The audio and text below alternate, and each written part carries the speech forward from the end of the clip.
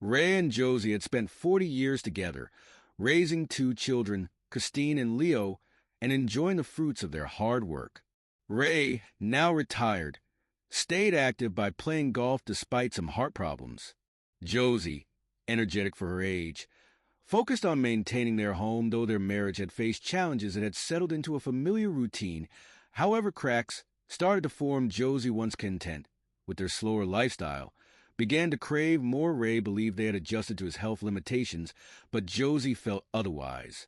Her growing dissatisfaction went unnoticed by Ray, creating an emotional distance that opened the door to something unexpected. One morning, Ray's golf game was canceled due to heavy rain. Disappointed, he returned home earlier than usual, not bothering to warn Josie. When he entered the house, he was stunned to see Josie in a pink silk robe, standing with a much younger man. At 59, Josie still had an attractive figure, which clearly hadn't gone unnoticed by this stranger. As Ray walked in, Josie greeted him with a smile and attempted to kiss him, but he pulled away. "Are you out of your mind, Josie? I'd rather not know where your mouth's been, though I can guess," Ray said, disgusted. Realizing what she had nearly done, Josie quickly introduced a young man, Luke, to her husband. Luke was about an inch shorter than Ray, but his fit, athletic build showed he was likely in his 20s or 30s, possibly a former college athlete. His short brown hair and average face didn't stand out, but he confidently placed a hand on Ray's shoulder. Ray held back the urge to react violently. "Nice to meet you. Josie has told me a lot about you. Don't worry. In 25 or 30 years, I'll probably have the same issues you think I have." Ray missed the closeness with Josie, but thought they were doing fine with some adjustments. Luke's smug smile irritated him, but Ray kept his cool. "Luke, get out of my house. If I see you here again, I'll eliminate you. I have a weapon." Luke's grin vanished as he quickly left, mumbling, "I thought you didn't mind." Ray locked the door and stormed to his bedroom, furious that Josie seemed unbothered by what had just happened. She followed him in, now with her robe closed. "That was rude," she remarked. Ray, still in disbelief, snapped, "Rude? I walk in on you with some guy you just slept with and I'm the rude one? You're out of your mind." Josie softened, trying to touch Ray's shoulder, but he pulled away. "I'm sorry, Ray. What we had was nice, but it wasn't enough for me. You could have told me that. Where did you even find this guy? He's a friend of Marjorie's. When she didn't want him, she gave me his information. He's just using you for easy sex." "Maybe, but I'm using him too. So, what difference does it make?" Josie said calmly, "How long has this been going on?" "A few months. He comes when you're golfing, takes care of me, and leaves before you're back. It doesn't affect you. You get your exercise, I get mine." Ray suddenly realized why Saturdays had become linen-changing days. "I don't care if I'm not here. I'm done with this. I'll give up golf if I have to." "Ray, be smart. You need your golf. This works for both of us. Maybe for you, Josephine, but not for me. This was the last time." Ray went to his room to shower and change into something casual. Meanwhile, Josie dressed and drove to Christine's house, where her daughter lived with her husband and two daughters. By the time Ray finished showering, the house was empty, with no note left. He assumed Josie needed space, which suited him fine since he felt the same. The shower helped Ray calm down. While he understood Josie's needs, he couldn't justify her actions. He knew he wouldn't have done the same if their roles were reversed, and he wasn't willing to overlook her betrayal. The next day was the 4th of July, a holiday the family had always celebrated together. Ray prepped marinated chicken, hamburgers, and hot dogs for the younger kids, eager to spend time with everyone. The barbecue went smoothly, with friends and family gathering. Josie looked radiant, laughing and smiling as if nothing had happened, though Ray was still hurt by what he discovered. He considered forgiving her once, given their long marriage. As guests began to leave, Ray excused himself for a nap, wanting to rest before the evening fireworks. After a couple of hours, he woke feeling refreshed, ready to enjoy the night. He changed and went to the living room where his family sat around the table. Josie was at the far end, with his granddaughters Julia and Allison, Christine and her husband Eric, and his son Leo and wife Rebecca. The atmosphere felt heavy, and Ray realized they were staging an intervention. Christine spoke first. "We need to talk about Mom." Ray glanced at Josie, her face unreadable, and then back at his daughter. "What about Mom?" "She told us about Luke," Christine said. Ray was stunned. "She told you?" "Yes, and about your issues," Christine confirmed. Ray stared at his wife, stunned that she had shared such personal details with their family. "My problems? This doesn't concern any of you. But Mom's happiness does," Christine responded. Ray turned to Josie. "Are you unhappy?" "I am happy, Ray." "Please don't doubt that," Josie replied. Christine interrupted again. "But Mom has needs and, well, you can't meet them." "Isn't that true? So I'm selfish for not accepting this?"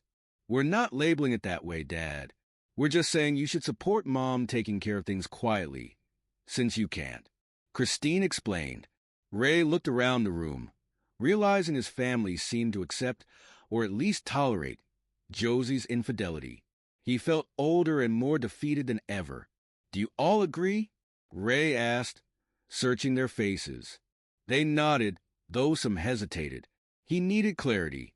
"Leo, do you agree with this?" Ray asked his son.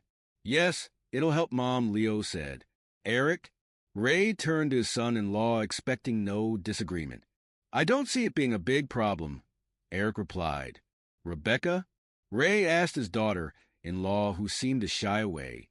"Well, as long as she's discreet," Rebecca said uncertainly. Finally, Ray turned to his granddaughters. They were part of a different generation, and he wasn't sure where they stood on this issue. "What about you girls?" "Grandpa, we shouldn't be involved," Julia, the eldest, said. "Come on, you're almost adults." "I'm sure you have opinions," Ray pressed. Julia and Allison exchanged glances, then looked at their parents, who urged them to speak. Ray knew what was coming. They had been convinced to side with their grandmother. "Well, a lot of our friends are fine with their partner seeing other people. It's just sex," Julia finally said. "It's just sex." Ray had expected to hear this eventually. Josie had clearly manipulated everyone to get her way and keep her affair going. Realizing there was no point in arguing, Ray looked at Josie, who was watching him eagerly. "That's it, Josephine. Majority rules. You'll get what you want." Josie's face lit up with satisfaction. Ray turned to leave but heard her call his name. For a moment he hoped she might reconsider, but instead she asked, "Can I tell Luke you were joking about eliminating him?" "Sure, I'm going for a drive." "Dad!" "It's time for the fireworks," Leo reminded him. "Go without me." "I don't want to go," Ray replied. As he left the house, he heard cheers behind him. Glancing through the window, he saw Josie being hugged by the family, united in their support of her affair. She was already calling Luke to confirm their next meeting, assuring him that Ray had backed down. The family piled into the car, chatting and laughing as they headed to the fireworks, confident Ray would come around. Meanwhile, Ray drove to a quiet hill overlooking the city, a place he often went to think. He was deeply hurt by his family's betrayal, feeling cast aside and useless. Their support of Josie's infidelity made him feel like an outsider, as if he had been discarded, much like the old stories of elders being abandoned when they were no longer seen as useful. All Ray wanted was to sleep, but napping during the day had its downsides. It was after midnight when he finally returned home. He saw that Christine's car was still there along with Josie's, but everyone else had left. As he approached, Josie opened the front door, likely alerted by the sound of his car alarm. "Where have you been?" "I was so worried," she said. Ray walked past her without responding. Christine sat on the sofa, looking at him curiously. "Why are you still here?" he asked. "Mom was worried when you didn't come back after the fireworks. Everyone else had to leave early, so I stayed." "You could have answered your phone," Christine replied. Ray glanced at his phone, remembering he'd turned it off earlier. As you can see, I'm fine. You can go home. Christine was shocked. Her father was usually kind and polite, but this was different. She watched him head to his bedroom and shut the door. She grabbed her purse, kissed her mom goodbye, and left.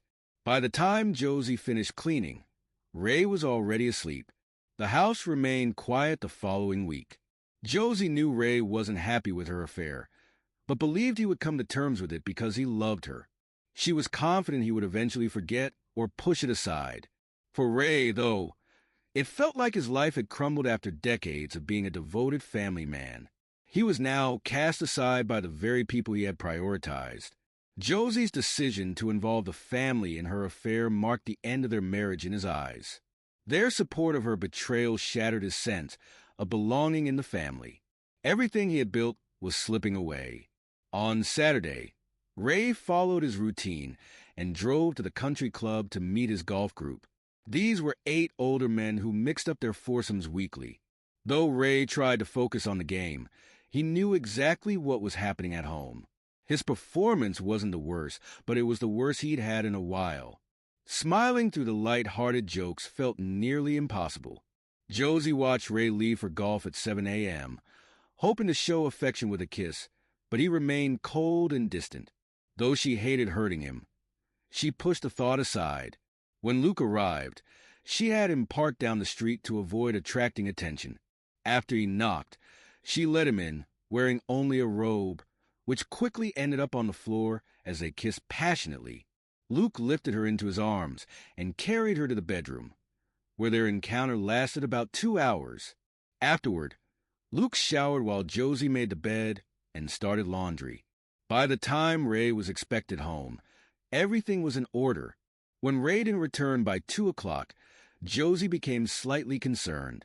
By 3 o'clock, she started calling him, but all calls went to voicemail. By 5 o'clock, with still no word, her worry grew. By 7 o'clock, she called Christine for help. Soon, Christine, her husband Eric, and their daughters were at Josie's house.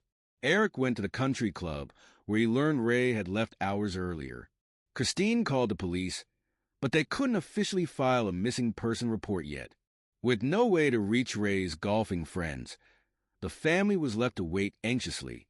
Around 11 p.m., Julia saw headlights coming up the driveway.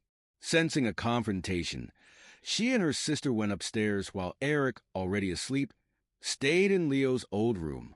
To only Josie and Christine remained to face Ray. Ray entered the house, unsurprised to see Josie waiting in the hallway, and only mildly surprised to find Christine still there. He had seen her car outside, but assumed she might leave them alone. Clearly, she was staying to support her mother. "Where have you been?" Josie snapped. "I was playing golf." Ray replied calmly.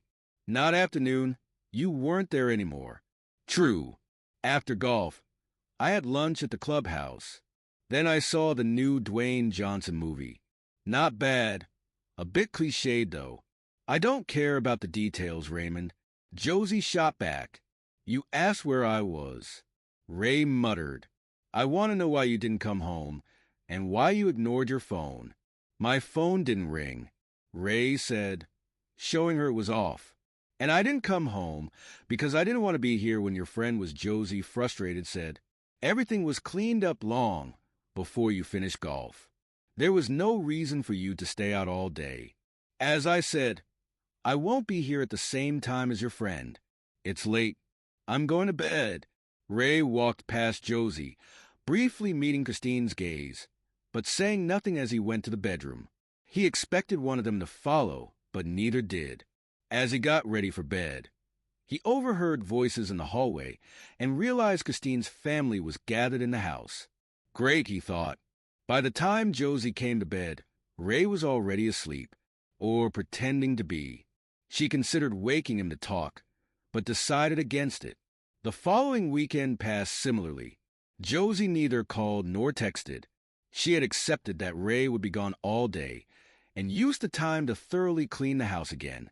However, as the day dragged on, Josie started feeling uneasy being alone. So she called Christine, who agreed to come over and keep her company until Ray got back. Eric and the girls stayed home, but Christine came to support her mother. Ray arrived home around 11 p.m., surprised to see Christine's car parked at the curb again. He wondered if another confrontation was brewing. Walking through the door, he was greeted by Josie's warm smile and a kiss on the cheek, with Christine smiling in the background. "Why don't you change, love? Then you can tell me what you've been up to all day," Josie said softly, almost cheerfully. Ray was a bit confused. Josie seemed more relaxed than usual, her good mood intact. It didn't take him long to assume she'd had her usual meeting with Luke earlier in the day, which had left her in high spirits. Sighing, Ray went to the bedroom to change into his pajamas. When he returned to the living room, Christine was still there, seemingly waiting to speak to him before leaving. She hesitated for a moment and then said, "Dad, I know this is tough for you, but I just want to say how amazing it is that you show your love for Mom by letting her do this. It's really helped her." Ray stared at his daughter, shocked. "Letting her? Is that how you see it now?" He felt the weight of Christine's words sink in. They thought he was allowing it, as if he had given his approval for the affair. He couldn't believe the situation had reached this point. He realized they all believed he had accepted it. Looking at Christine, his voice heavy with resignation, he said, "I'm telling you now, Christine, this is the last conversation we'll have on this topic. The last. Make sure everyone knows." Christine, taken aback by her father's stern tone, nodded in understanding. "Of course, Dad. I get it. It's hard to forget if people keep bringing it up. I'll tell everyone." With that, she kissed him on the cheek and left. A moment later, Josie came in with drinks for both of them. Ray couldn't help but think Josie had planned for Christine to speak to him first. He drank his water in silence, watching Josie move around the room with her usual ease, seemingly unaware of the tension still gnawing at him. This pattern continued for months. Josie enjoyed her relationship with Luke, while Ray found new ways to occupy his time. He still played golf every Saturday morning and watched movies, but he began exploring other activities as well. He tried mini-golf, bowling, and even arcade games. He wasn't very good at them, but he had fun, finding some solace in these new distractions. At home, life settled into a routine, or at least what passed for normal. Luke was never mentioned. Every evening, Ray and Josie had dinner together in pleasant, if ordinary, conversations.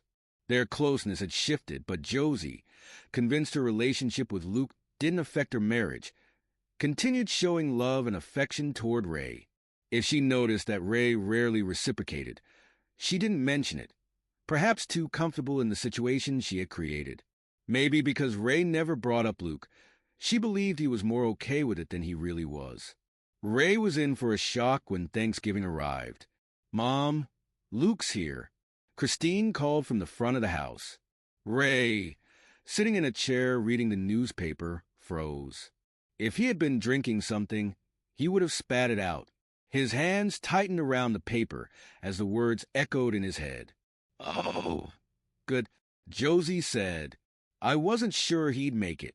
Ray felt a surge of anger rise in him.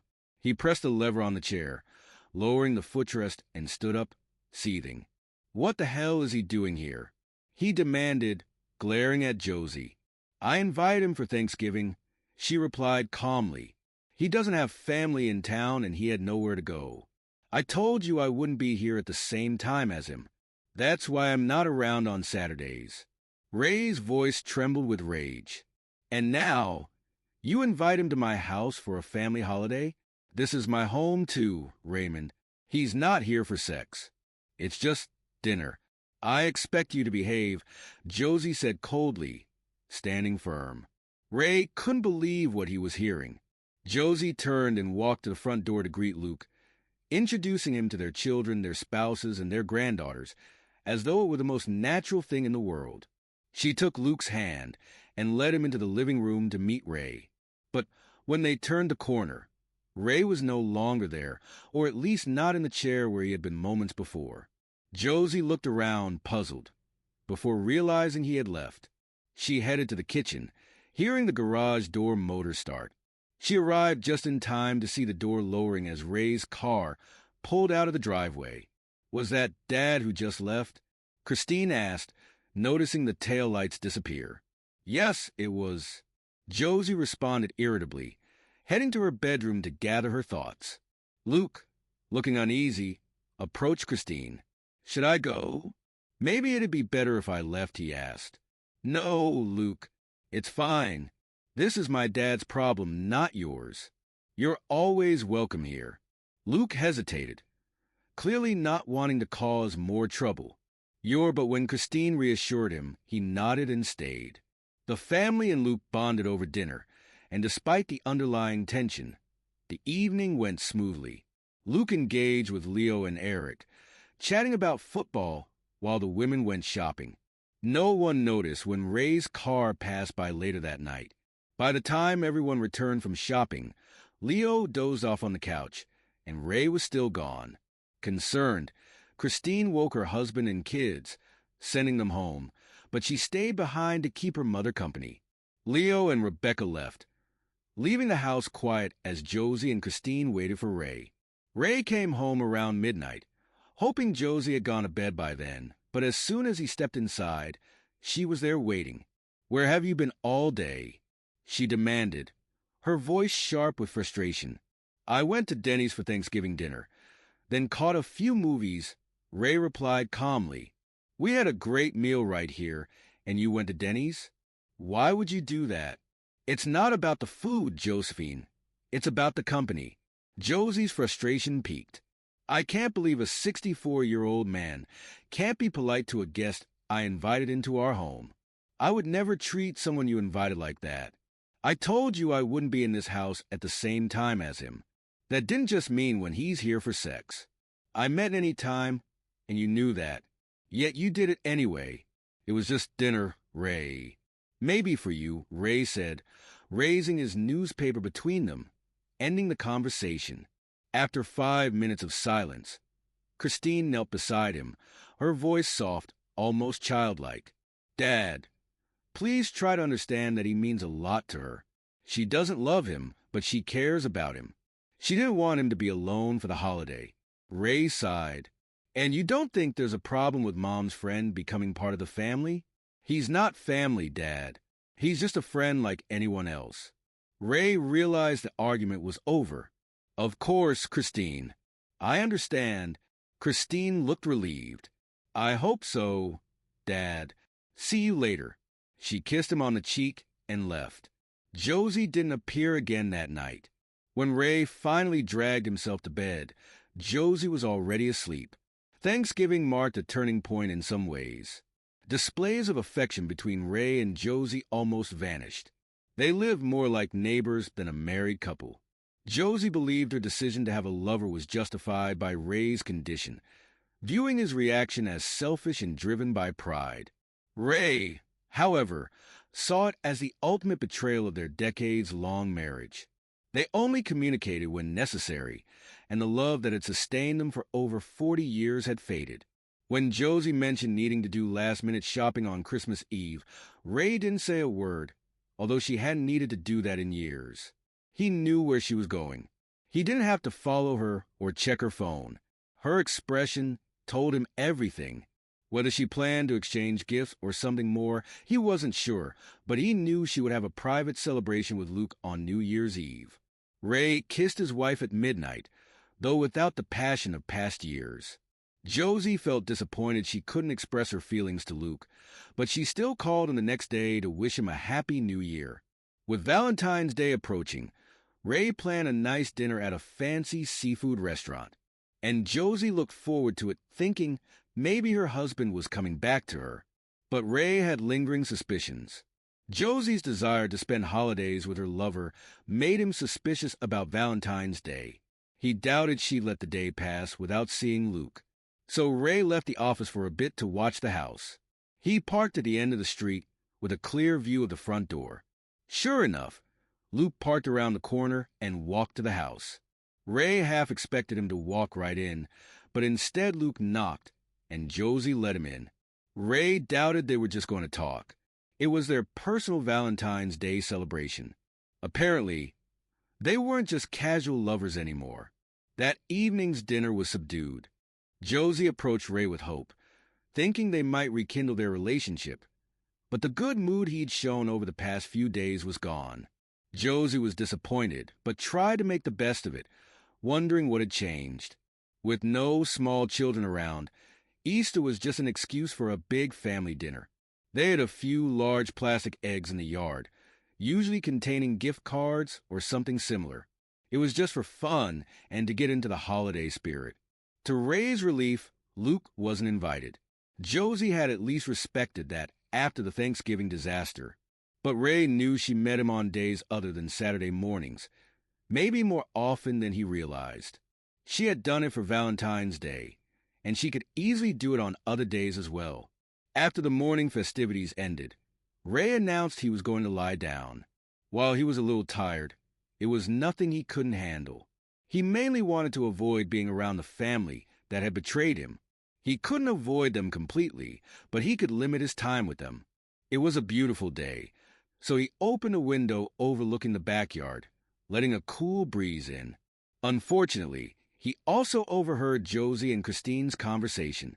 "So, how's Luke doing?" He heard Christine ask. "Not too loud. I don't want your father to hear." Okay, Christine replied, lowering her voice, but still loud enough for Ray to hear. "I just can't believe my mom has a boyfriend 10 years younger than me. He's not my boyfriend, Christine. He just come on, Mom. You sleep with him 2, 3 times a week, and you both go out to dinner. You might not want to call him your boyfriend, but that's what he is." Okay, he's my boyfriend.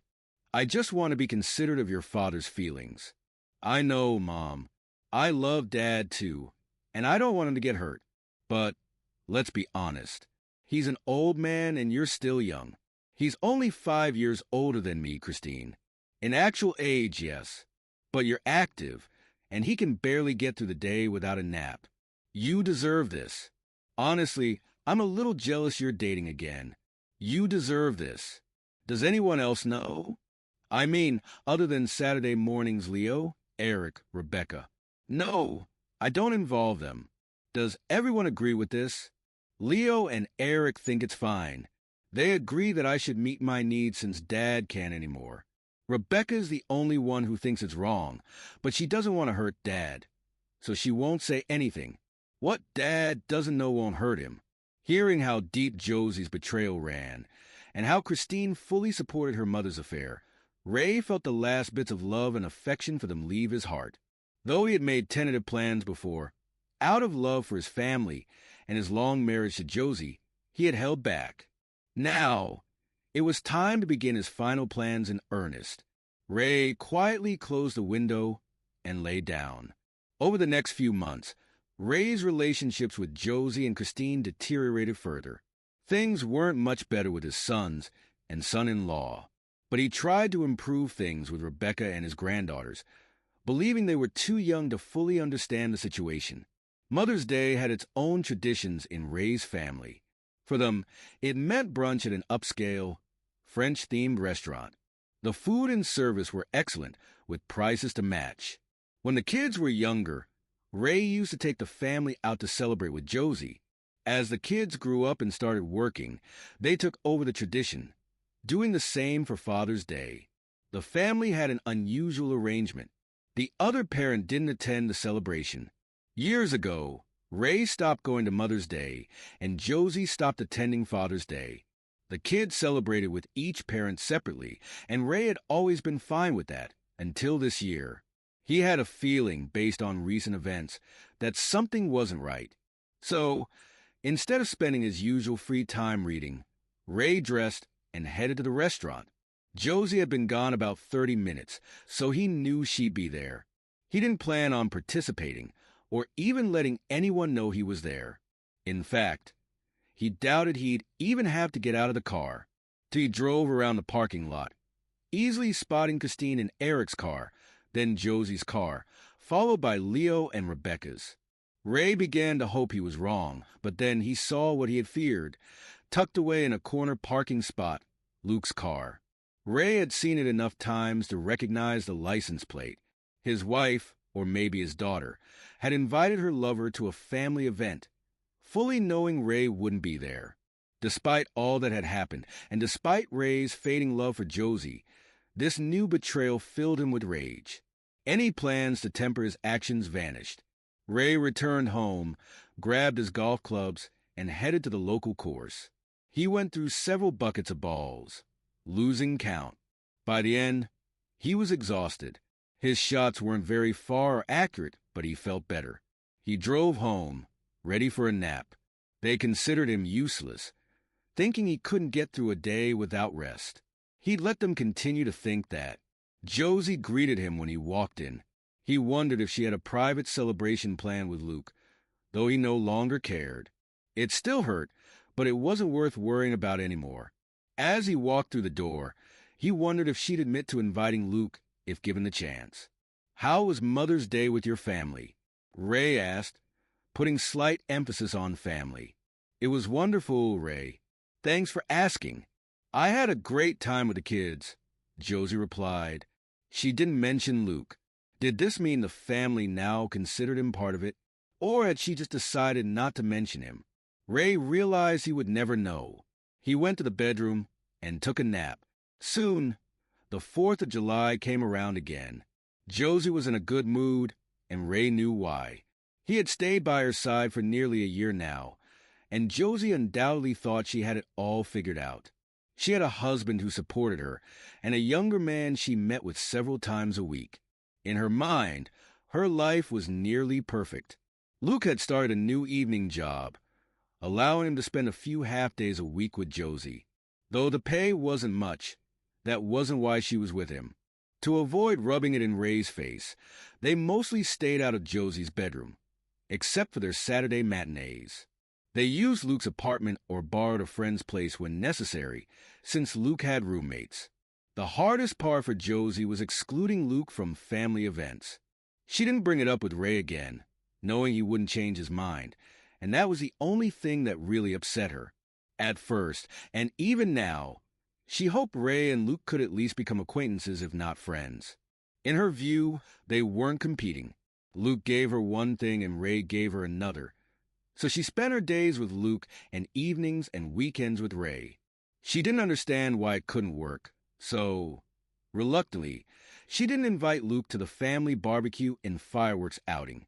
The family arrived early to help with meal preparations, and Ray made sure to stay visible and active, ensuring no one could doubt later that he was tired. He carefully watched the crowd, wondering if Josie might sneak Luke in, but he never showed up. As the day wore on, Ray pretended to get more tired. Although some of it was real, much of it was exaggerated. Maybe he overdid it, as Josie seemed to notice and approached him. "I don't know. Honey, why don't you lie down and relax before the fireworks?" she suggested gently. The hardest part of all this for Ray was knowing Josie still loved and cared about him, which made what he was about to do even tougher. "I'm not going to the fireworks. I just want to enjoy the day with my family and head to bed early." "Ray, are you sure? You missed them last year. But before that, you always loved going," Josie said, genuinely concerned. "Yeah, I'm sure. I guess I'm just getting old. But everyone else will have a great time without me." "Okay, if you're sure." As soon as she left him, Ray watched her weave through the crowd and searching for Christine. He realized Josie was trying to confirm that if he would attend the fireworks, because she planned to invite Luke. Even though it didn't change anything, the fresh betrayal stung deeply. As the evening progressed, most guests left, leaving only family. Josie, Christine, Leo, and Eric all stopped by to ask Ray again if he wanted to join them for the fireworks, expressing how much they'd miss him. Ray saw through it, realizing his family was slipping away from him. As they prepared to leave, he swallowed his anger and said a few words to each family member. Despite the past year, he cherished the memories of their time together and would miss those moments. He hugged his granddaughters the longest. Ray watched with a heavy heart as the family piled into Christine's minivan, laughing and happy, not even noticing his absence. He tried to push them from his mind and focused on his next steps. The family returned later than usual, giving Josie time alone with Luke. Luke thanked them for including him, especially since he had no close family nearby. Although only Josie spent much time with him, the family had come to accept him as part of their extended circle and appreciated how happy he made Josie. They said their goodbyes at the park, since he couldn't come back to the house. When the family got home, they tried to be quiet so as not to disturb Ray. They poured drinks and sat around the dining room table to chat for 30 to 45 minutes before Josie suddenly remembered Ray and asked Leo to check on him. Leo got up and slowly walked into the bedroom. He didn't find Ray asleep, but noticed the bedspread pulled back, revealing the snow-white sheets Josie always insisted on. On the bed, he saw Ray's wedding ring and a flash drive. This wasn't a good sign. "He's not there," Leo said when he returned. "What do you mean he's not there?" Josie asked. "He's gone, Mom. No one's been in the bed. And I found this on the sheets," Leo replied, holding up the ring and flash drive. Not fully believing it, Josie rushed to the bedroom and saw for herself that the bed was unused. When she returned to the living room, Eric was already connecting the flash drive to the laptop. The drive contained only one large file. Josie nodded to Eric, and he double-clicked it. The video began playing, and at first they saw a blank wall, but heard voices. Moments later, Ray appeared on camera. "Is it recording?" Ray asked someone off-screen. "Yes," a woman's voice replied. Ray turned to the camera. "Good evening, everyone. If I've timed this right, you're watching this a little after 10 p.m., just back from the fireworks show." Everyone reflexively looked at the clock and saw it was nearly 11 p.m. They hadn't bothered to check on Ray when they got home. At this moment, "I'm on a plane flying far beyond the borders of the United States. In case you're wondering, I won't be coming back." "No," Josie cried, breaking into tears. "You betrayed me." The video continued. "Each of you, my wife, who had my love and support for over 40 years, never having to work a day outside of raising our children, threw me aside like trash for a man half my age. And when I dared to object, you turned the whole family against me. I thought 40 years of loyalty, dedication, faithfulness, and support would mean something to you, Josephine. I deserve better. Your desires, and let's be honest, they were wants, not needs, should have taken a back seat to my feelings. Doing this behind my back was bad enough, but forcing the family to side with you was even worse. That day felt like 7 knives stabbed into my heart. Christine, your betrayal hurt just as much as your mother's. Growing up, you were always Daddy's girl. We did everything together. Knowing that you supported your mother in cheating on me, your own father, broke my heart more than anything she did." "I didn't say that," Christine exclaimed. "Never." Ray's voice pressed on in the video. "Leo, Eric, and I. You too must be the biggest idiots in the world. Do you even realize that by supporting this, you gave your wives permission to cheat on you? Leo, I don't think Rebecca would do this, but after what I've heard from Christine, you should be concerned. Eric, if Christine ever claims you're not satisfying her, she'll walk away. She's already told her mother how jealous she is." Eric looked over at Christine, who shook her head as Ray's words echoed through the room. "No, baby, I never said that. I would never do that," Christine protested. Ray's voice didn't waver. "And what about you, Eric? You can't really object to what's happening, can you? You've already said it's normal for Josie. Or is it only normal because it wasn't happening to you? What will happen when it's your turn? Christine will deny she'd ever do such a thing, but ask her if she thinks it would be wrong for her. Why was it okay for her mother? Her answer will tell you everything." Eric paused the video and looked at his wife. "You said you were jealous of your mom?" "I don't remember exactly what I said. I just meant I was glad she was experiencing a new relationship and rediscovering herself." "So, do you want to rediscover yourself with someone else?" Eric asked. "No, baby. Please don't blow this out of proportion. I love you and don't want to be with anyone else." Unless I can't perform anymore, right? Honey, can we discuss this later? We need to focus on Mom right now. Ray's voice from the video cut through their conversation. But this isn't over yet. Eric pressed play again, and Ray's voice filled the room. I didn't want to stay in a marriage where my wife cheated on me every week. I certainly wasn't going to stick around when I found out it was happening several times a week. Sorry, Josephine, but you weren't nearly as discreet as you thought. Inviting him to Mother's Day? That was tasteless. I won't tell you where I've gone, but even if you find me, there's nothing you can do about it. Everyone in the room sat in silence. Tension thick in the air as Ray continued. I should also mention the financial situation I left you with. I took most of our money because I intend to live the rest of my life in comfort, as a reward for putting everyone else first for decades. Josephine, I left you the house, which, as you know, is fully paid off and worth several $100,000. My lawyer will help you with the sale if you want. I also left $400,000 in the bank. That's $10,000 for every Goodyear you gave me. Unfortunately, there haven't been any loans of goodwill in the last year. Don't worry about me.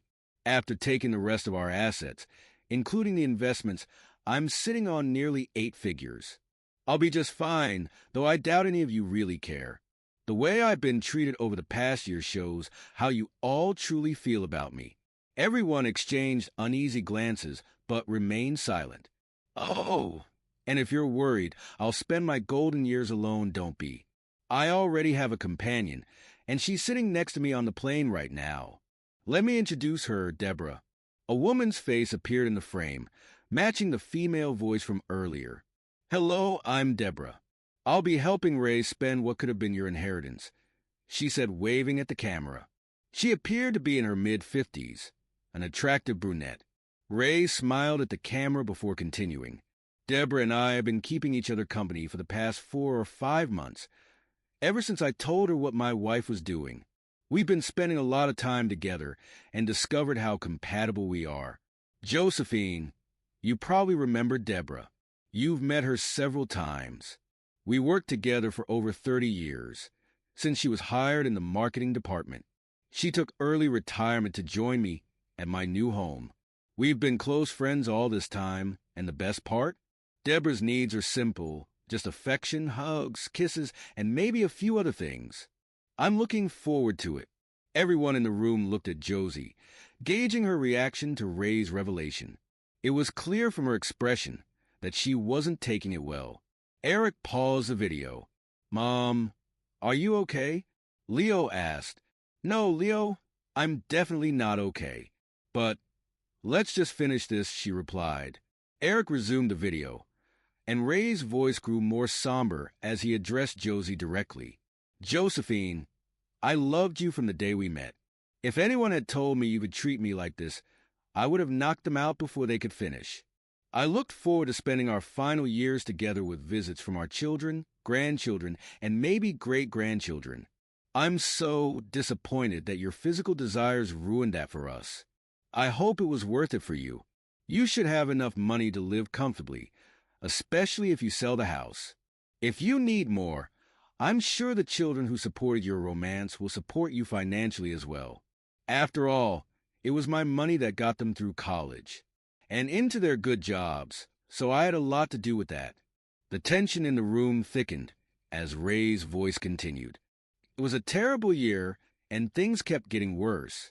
I knew about the extra time you spend with him each week.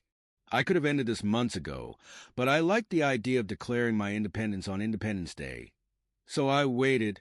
Part of me will always love you, or at least what we had. I wish things were different, but somewhere along the way, you forgot that marriage is about us, not just you and me. I never made decisions that would benefit me and hurt you, unlike what you did with Luke. You probably thought I'd come to terms with it, maybe because I always sacrifice for you. But it doesn't matter now. It's done and can't be undone. For your sake, I hope it was worth it. Goodbye, Josephine. I'll miss you and what we could have had. Ray looked directly at the camera, and the screen went black. Everyone in the room was in tears. some more than others. None of them had expected Josie and Luke's relationship to drive Ray away. In the past, Ray had always conceded to Josie's wishes, and they assumed this time would be no different. Deep down, no one believed Ray had the guts to do anything but accept it. Tired and shaken, they all decided to stay overnight at Josie's house to support her. Rebecca was cleaning the kitchen when the phone rang. She usually only got calls from her husband, Leo, or the occasional telemarketer. The number was blocked, which struck her as odd, but she decided to answer. "Hello?" Rebecca answered the phone. "Rebecca, it's Ray," came the familiar voice on the other end. "Oh God, Ray, how are you? Where are you?" Rebecca asked, concern clear in her voice. "I'm fine, Rebecca. Really I am, but I can't tell you where I am right now. How are you?" Ray deflected. "I'm fine, Dad. I have news. I'm pregnant," Rebecca shared. "Congratulations. How far along are you?" Ray asked, the warmth evident. "Just a couple of months. We found out right after you left." "I can't believe it's been almost 3 weeks since you've been gone," Rebecca replied, her voice softening. "Yes, time flies. By the way, thanks for calling me Dad. I thought I'd lost that title." Ray said gratitude in his tone. "Not with me, you haven't." Rebecca reassured him. "You know, Dad, I owe you an apology. I should have spoken up when everyone confronted you. It was wrong, but I was new to the family and scared," Rebecca admitted, her voice wavering slightly. "I had a feeling, but honestly, it wouldn't have changed anything." Josie and Christine were determined to push through with it. "You're forgiven," Ray said calmly. "Thank you, Dad. That means so much, especially because I want both grandfathers in my baby's life. Will you be part of it?" Rebecca asked hopefully. "We'll see. I'm not coming back to the States, but maybe we can work something out." "I'd love to see you and the baby," Ray responded. "So, how are things over there?" Rebecca inquired. In a word, tense, Ray sighed. Josie isn't herself most of the time, though she still sees Luke several times a week. Christine and Eric are having problems, but they're keeping it under wraps. "I think your comment about Christine looking for an excuse to cheat hit a nerve. How are you and Leo?" Rebecca switched topics. "We're fine. Still in the early stages of marriage, so it's fresh. Christine and Eric have been together longer, so maybe that makes them more cautious," Ray said.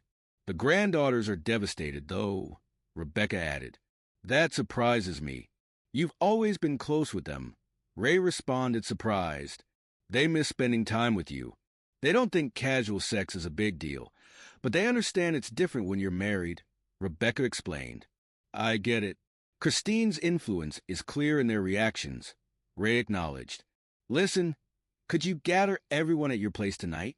I think I'm ready to talk." "I don't think there'll be a problem, Dad," Rebecca agreed. "Then we'll talk later," Ray concluded. That evening, the entire family gathered in Leo and Rebecca's living room. Rebecca had made it clear that Luke wasn't invited. Though she prepared sandwiches, the tension in the air left everyone too preoccupied to eat. At exactly 8 o'clock, the phone rang. Rebecca placed it on speaker. "Hi, Dad. Everyone's here," Rebecca announced. "Thanks, honey. Just so you all know, Deborah is with me. Let's try to have a polite conversation, not an argument. Does everyone agree?" Ray asked. The family members murmured their agreement. "Good. I wanted to wait until some time had passed before we talked. I contacted Rebecca first because I sensed she wasn't as comfortable with all of this as the rest of you. Leo, congratulations on the baby," Ray started.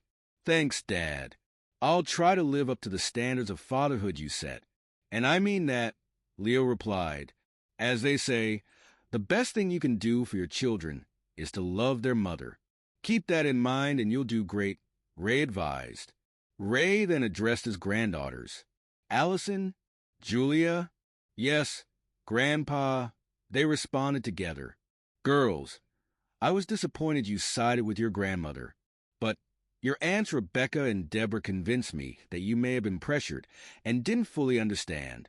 You lacked the life experience to comprehend the complexities of adulthood in a 40-year marriage.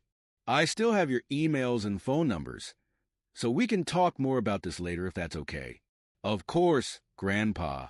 We just miss you, Allison replied. I miss you too. Why don't you both find something to do while the adults talk? Ray suggested. The girls hugged their grandmother and said goodbye before leaving the room. So, Ray continued, does anyone have something they're dying to say? Ray, honey, please, Josie began, unsurprising to everyone. Please come back. We can work through this. If you had told me you were really leaving, we could have fixed it. Why did it have to go this far, Josephine? I told you I wouldn't accept this. But you turned to the family for support. You started inviting him to family events and seeing him multiple times a week. You replaced me with him when we were barely even roommates. I finally had enough, but you didn't say anything else. I thought you had accepted it, thought it was just something I did, Josie said, her voice shaking. Ray looked at her, his tone firm. It drove a wedge into our marriage, and there was no way out but this. From the moment you chose him over me, our marriage was doomed. I'm so sorry, Ray. Can't we, Josie began, her voice filled with desperation. No, Josephine, we can't, Ray interrupted. Even if I wanted to, and I don't, I've made a commitment to Deborah, and I intend to keep it. What about your commitment to me? You made that one first, Josie pressed, tears welling up. Yes, I did, and I would still be honoring it if you hadn't broken yours. But when you did, it freed me from mine and gave me the chance to make a new one, which I have. Ray responded. The room fell into a heavy silence, the only sound being Josie's soft sobs. Josie, Ray said gently, I'm sorry, but there's no point in continuing this. Whether you meant to or not, you pushed me away. There's no turning back. Without another word, Josie stood and quietly left the room, heading towards Christine and Eric's bedroom. Christine, watching her mother leave, spoke up, her voice cold. Very nice, Daddy. Did you call just to hurt Mom and make her cry? All because your ego couldn't handle another man making her feel better? Ray, unfazed, responded, Is that really how you see it, Christine? Eric, how's your ego holding up? Is it ready to accept another man making your wife feel better than you? Christine glanced at Eric, who remained silent. Throughout their marriage, Christine had always been the dominant partner, and Eric, like many husbands, had gone along with it. But recently, there had been a shift, and Christine realized that their marriage was now in serious trouble. You can't support another woman's right to cheat without feeling at least a little guilt. Ray's words echoed in her mind. Her tone softened. No, Ray, that's not fair. You were right. I hadn't thought about it that way, she admitted quietly. For what it's worth, Ray, after all of this, Christine and I have been having serious issues. Eric finally spoke, breaking his silence. I understand, Ray replied, but let me tell you this. Fight for your marriage before it's too late. You two love each other, but you've started taking that for granted. I noticed it before all of this happened. Let this be a wake-up call, not the end. Remember, you're a team. Christine lowered her head. I never meant for this to happen, Dad, she whispered, her voice heavy with guilt. I know, but Christine Josie didn't do this alone, Ray said, his tone calm but firm. The room went quiet again, the weight of Ray's words hanging in the air. After a few moments, Christine spoke once more, her voice small, almost like a child's. Dad, can I talk to you alone? If everyone else doesn't mind, I don't either, Ray replied.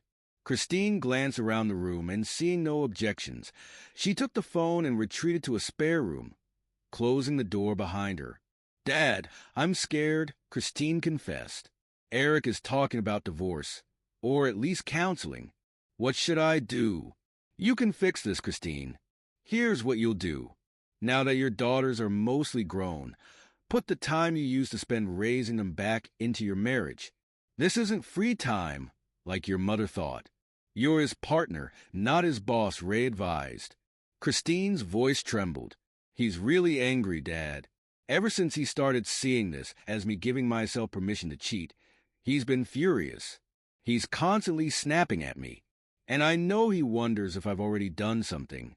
Ray's voice remained steady. Did you? No, Daddy. No. Christine answered quickly. But I don't know how to convince him. All you can do is make sure there's no reason for suspicion moving forward. If you stay honest, questions about the past will eventually fade. Ray assured her. Christine hesitated. Dad, I'm really sorry. Isn't there any way to fix things between you and Mom? It's too late for us, honey, but it's not too late for you, Ray said softly. Christine's voice cracked as she whispered, Daddy, I love you. I love you too, Ray replied.